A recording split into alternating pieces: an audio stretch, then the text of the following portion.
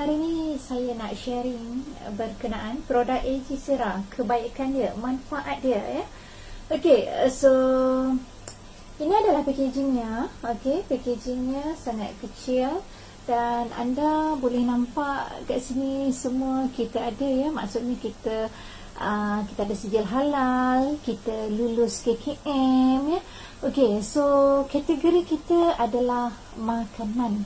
Maksudnya kita bukan suplemen, jauh lagi ubat Okey, so bila dikategorikan sebagai makanan, dia bermaksud dia akan boleh pergi menyeluruh ya. Maksudnya kanak-kanak pun boleh makan, ibu mengandung pun boleh makan ya, tak ada masalah ya. Okey, so di dalamnya terkandung 14 sachet. Okey, so ini adalah contohnya sachet yang ada di dalam ni. Sangat kecil kan, memang kecil tapi dia comel, tapi dia punya manfaat sangatlah besar ya.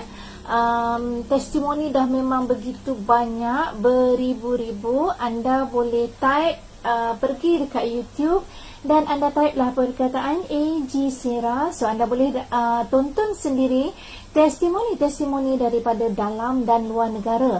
So kalau anda nak tengok dalam bentuk bergambar pula, anda pergi ke Google dan anda type juga perkataan AG Sera dan anda klik pada image.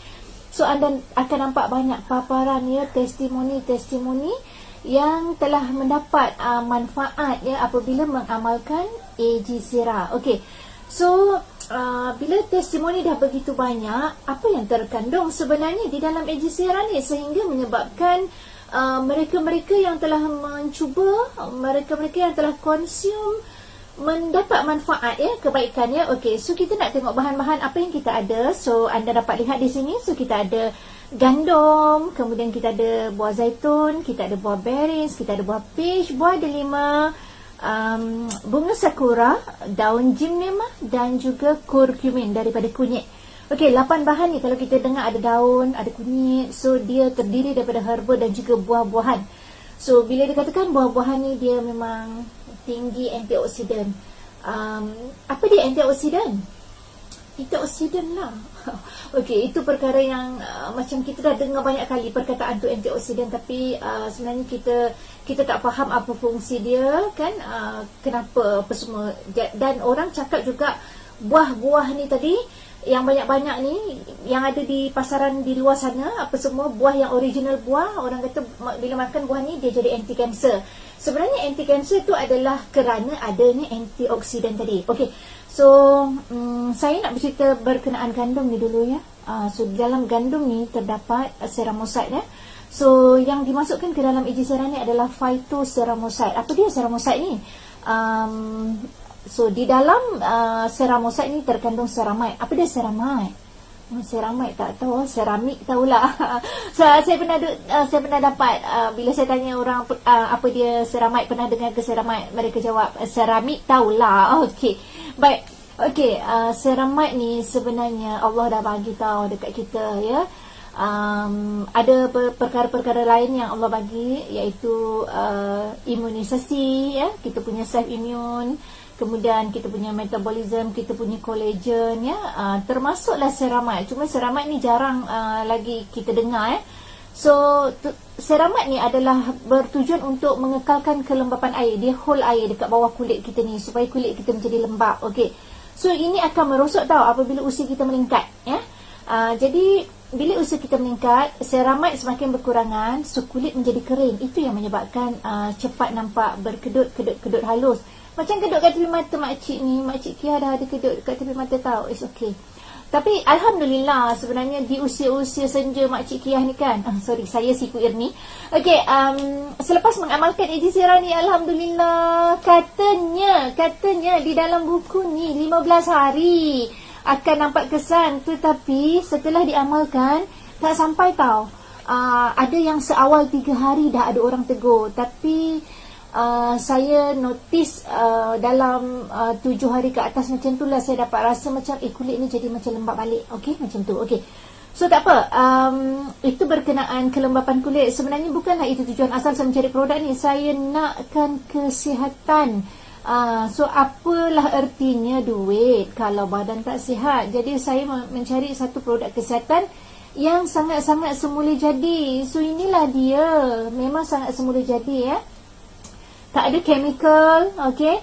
Sebab tu kategori kita tadi kita lulus KKM, bermaksud kita tak ada persijilan kerana kita tidak mengandungi bahan-bahan yang lain ya, selain daripada yang terkandung daripada 8 ni sendiri ya. Jadi dia sangat-sangat semula jadi. Itu yang kita nak ya, kita nak cari ya, ori. Okey.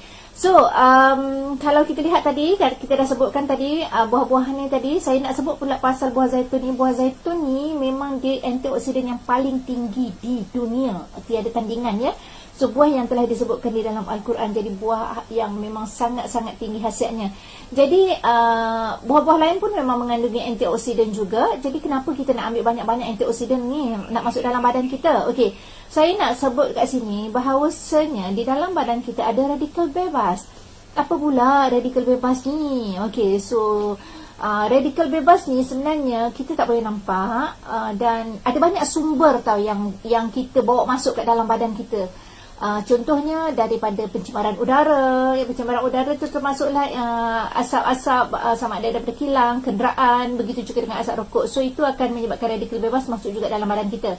Selain daripada itu, kita punya makanan sekarang mungkin ada bahan pengawet, bahan pewarna dan sebagainya. Itu juga mengundang radikal bebas dalam badan kita. So lepas tu apa lagi?